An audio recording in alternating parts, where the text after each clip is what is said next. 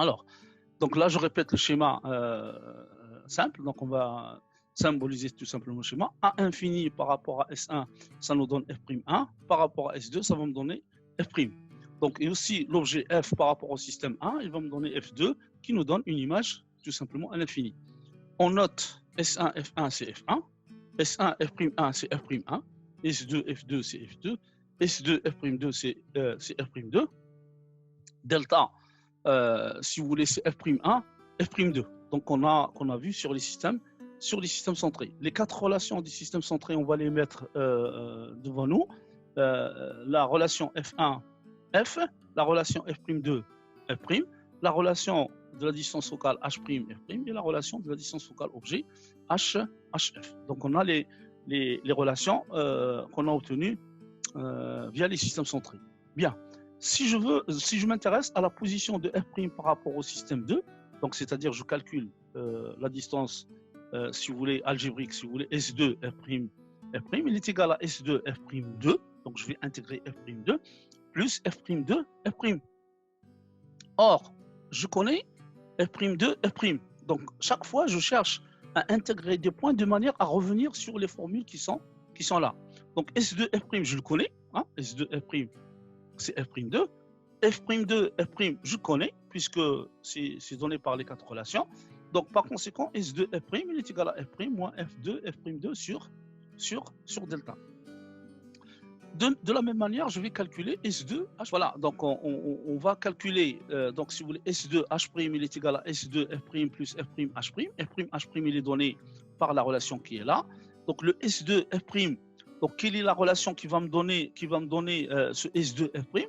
S2, F', je viens de le calculer ici, il est égal à ça. Donc, S2, H' est égal à F'2 moins F2, F'2 sur delta, plus F'1, F2 sur delta. Donc, vous voyez que le calcul, tout simplement, bien la position d'un point quelconque par rapport au système 1 ou bien par rapport au système 2, ça se calcule facilement à travers les relations qui sont là. Bien, voyons autre chose. Donc, si je reviens à la notion des deux dioptres, le point A par le système 1, il va me donner un 1. Donc, et par conséquent, ça va me permettre d'écrire la relation de conjugaison du dioptre 1. 1 sur S1, A moins N sur S1 A1. Donc, puisque c'est l'image à travers le système 1 de A, est égal à 1 moins N sur R1. R1 étant égal à S1, C1. Puis après, A1, l'image intermédiaire qui va se comporter comme étant un objet par rapport au dioptre 2, ça va me donner une image finale A'. Donc, je peux écrire N sur S2 A1 moins 1 sur S2 A' est égal à N moins 1 sur R2. Donc, sachant que le point A, il se trouve dans le milieu d'indice 1, le point A1 dans le milieu d'indice N, et le point A' dans le milieu d'indice 1.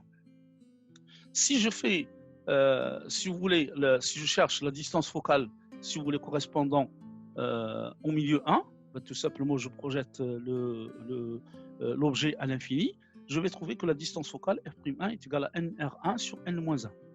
Et pour le système 2, je vais trouver F'2 est égal à R2 sur 1 moins N. Donc, ou bien F2 est égal à, donc il y a une relation entre les foyers, le rapport des foyers est égal au rapport des indices. F2, il est égal à NR2 sur N-1 sur N-1. Ou bien est égal à moins N F'2, hein, parce que c'est le rapport des distances focales est égal au rapport des indices. Donc on connaît F'1, F'2 et on connaît F2 à travers ces relations-là. Par conséquent, je peux calculer, si vous voulez, la distance focale. La distance focale, elle est égale tout simplement à cette expression-là. Puis après, on va remplacer, donc en fait, c'est la relation du système centré. Donc on va remplacer chaque composante par sa valeur. Donc ça nous donne une expression de ce genre-là qu'il faut tout simplement simplifier. On va retrouver tout simplement H', F' est égal à cette expression. Donc c'est beaucoup plus simple d'inverser et de calculer 1 sur H', F'. Donc si on calcule 1 sur H', F', donc évidemment on va diviser R1 par R1, R2, R2 par R1, R2, etc. Donc ce qu'on va trouver, c'est la relation qui est là, N-1, facteur de 1 sur R1 moins 1 sur R2, plus une quantité qui dépend de R1, R2 et de l'épaisseur E. Donc ça, c'est l'expression finale si vous voulez, de la distance focale d'une lentille. Donc ça, c'est d'une lentille d'une manière générale.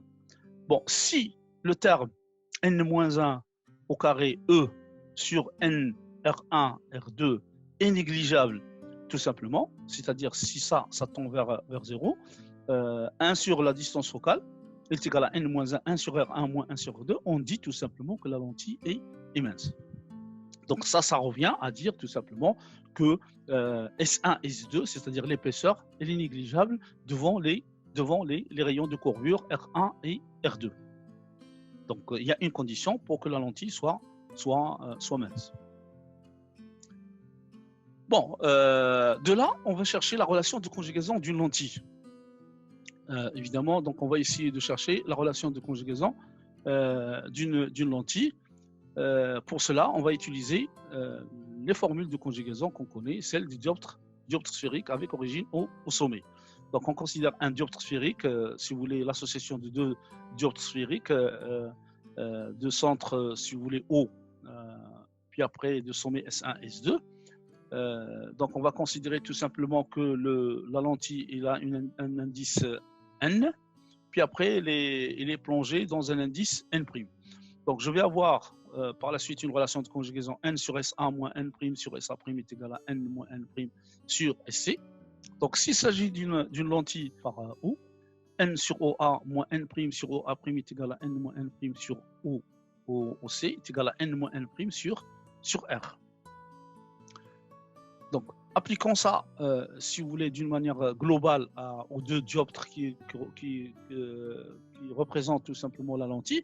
Vous avez un objet A par le dioptre 1, ça nous donne A1, et par le dioptre 2, ça va nous donner A'. Donc si on écrit les relations de conjugaison, sachant que R1 est égal à OC1 et R2 est égal à OC2, si on écrit les deux relations de conjugaison, 1 sur O1 moins N sur OA1 est égal à 1 moins N sur R1, puis après N sur OA1 moins 1 sur OA' est égal à N-1 sur R2, c'est-à-dire en d'autres termes que je passe d'un milieu 1 à un milieu d'indice N et d'un milieu N à un milieu d'indice A. Donc c'est pour ça que là vous avez 1 N et là vous avez N et là c'est 1. Donc si on fait la somme, on va avoir 1 sur OA, 1 sur OA' moins 1 sur OA est égal à N-1, 1 sur R1 moins 1 sur R2. Or cette expression, on vient de le voir tout à l'heure, tout simplement, c'est l'expression de la distance focale, c'est 1 sur H', F', ou bien sur 1 sur O, F'. Donc voilà, c'est la distance focale.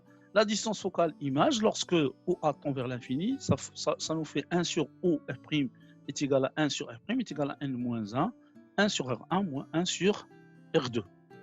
Puis après, la distance focale objet, c'est lorsque OA' tend vers l'infini, 1 sur OF est égal à 1 sur F est égal à moins 1 sur F'. Donc pour les lentilles, on a automatiquement, et quelles que soient les conditions, on a la distance focale objet qui est égale à moins la distance focale image. Donc ils sont égales en valeur absolue. Donc et ça c'est une caractéristique des lentilles. À partir de là, on va passer, si vous voulez, en lentille mat sur la marche des rayons. Donc si je prends un rayon ou bien je prends trois rayons qui sont parallèles parallèles entre eux et qui sont inclinés par rapport à l'axe. Donc ça, ces rayons-là, c'est des rayons qui proviennent de loin. Par exemple, le soleil éclaire, par exemple, une lentille. Donc vous voyez, l'objet il est projeté à l'infini. Les rayons, ils sont parallèles entre eux, mais ils ne sont pas parallèles par rapport à l'axe. Donc évidemment, on commence toujours par soit le rayon du milieu qui ne change pas de direction, soit le rayon qui passe par le foyer et il sort parallèle par rapport à l'axe. Donc évidemment, ce rayon-là, il va tout simplement, il va y avoir une intersection avec le plan focal image. On a un foyer secondaire image. Et tous les rayons doivent obligatoirement passer par ce point-là. D'accord? Donc on va appeler F', F'S. Donc un faisceau parallèle, incident, incliné par rapport à l'axe, c'est-à-dire un faisceau parallèle, ce sont des rayons qui le composent, qui sont parallèles entre eux. Inclinés, ils convergent en un point du plan focal, image F'S. Donc ça, c'est une caractéristique qu'il faut utiliser, qu'on a utilisé déjà pour les systèmes centrés. Maintenant, je vais prendre une lentille, mais cette fois-ci, je commence par un point foyer secondaire objet. Donc là, c'est le foyer secondaire image. Maintenant, je vais prendre un foyer secondaire objet. Si je prends un rayon parallèle par rapport à l'axe, évidemment, et un rayon quelconque, puis après un rayon qui passe par le centre, si vous voulez, le rayon parallèle, il va passer par F'. Le rayon au centre, il ne divise pas. Et l'autre rayon, obligatoirement, il doit sortir parallèle aux trois autres. D'accord? Bon, si je prends n'importe quel autre rayon, évidemment, il est toujours parallèle à ces rayons-là. Bon, un faisceau incident issu d'un foyer secondaire objet, si vous voulez, Fs, il donne lieu toujours à un faisceau de rayons parallèles entre eux, mais incliné par rapport à l'axe. On continue dans la même lancée, mais cette fois-ci, on va voir le cas des lentilles divergentes. D'accord? Le cas des lentilles divergentes. Donc, si je prends un rayon qui passe par le centre, celui-là, il ne divise pas. Si je prends un rayon qui lui est parallèle, obligatoirement, le rayon émergent, il va passer par un foyer secondaire image. Obligatoirement, comme le rayon au centre, puisque les deux, ils sont parallèles. Donc, un troisième rayon, c'est exactement la même chose. Donc, du coup, celui-là, il va sortir en passant par F'. L'autre, il va sortir en passant par F'. Donc, les rayons incidents parallèles entre eux, inclinés par rapport à l'axe, on a dit tout à l'heure, pour la lentille convergente, ça va converger vers un foyer secondaire image. Cette fois-ci, c'est exactement la même chose. Ça va converger vers un foyer secondaire image. Vous voyez que là, tous les rayons ils convergent vers le foyer secondaire image, sauf que cette fois-ci, c'est virtuel. Ça c'est de l'autre côté. Bien, donc ça, c'est le foyer secondaire image. Les rayons convergent en un point du plan focal image F'. Donc, on prend l'autre cas. Donc là, je prends le même rayon qui passe par le centre, mais cette fois-ci, il vise le foyer secondaire objet. Tout rayon qui vise le même foyer secondaire objet, d'accord, il va sortir parallèle par rapport à l'axe. Donc ça, c'est le foyer secondaire objet. Si j'ai un rayon qui vise ce point-là et un autre rayon qui vise ce point-là, tous ces rayons-là, à la sortie, ils doivent être parallèles entre eux. Voilà, celui-là, il est parallèle à celui du centre, et celui-là, il est parallèle à celui du centre. Donc vous voyez que pour les lentilles, c'est vraiment préférable d'utiliser le rayon du centre comme le rayon qui passe par le centre comme étant le témoin principal. Hein, c'est beaucoup plus simple d'utiliser ce rayon-là comme témoin principal, soit pour viser le foyer secondaire image, soit pour viser le foyer secondaire objet. Vous voyez là, on a visé le foyer secondaire image, et là, on a visé le foyer secondaire objet. Donc, évidemment, les rayons qui proviennent d'un foyer secondaire objet, ils sortent tous parallèles entre eux et inclinés par rapport à l'axe. Bon, pour la construction, donc ça c'est la construction d'un objet. Donc évidemment, si je prends une lentille convergente, c'est une lentille qu'on appelle généralement une lentille à foyer réel. Une lentille divergente, c'est une lentille à foyer virtuel. La construction d'un objet A'B, si vous voulez, la construction d'une image A'B d'un objet AB, il est obtenu tout simplement par les rayons témoins. Le rayon incident parallèle par rapport à l'axe, le rayon qui passe par le centre et le rayon qui passe par le foyer. Donc si je prends un objet AB, vous avez le rayon qui passe par le centre qui ne divise pas, le rayon parallèle par rapport à l'axe, et dans ce cas-là, il va passer par F', le rayon qui passe par F, et là, il va sortir en étant parallèle par rapport à l'axe. Donc évidemment, l'image, c'est A'B'. Il est inversé dans ce cas-là, puisque c'est une lentille convergente et on est placé à une position bien particulière.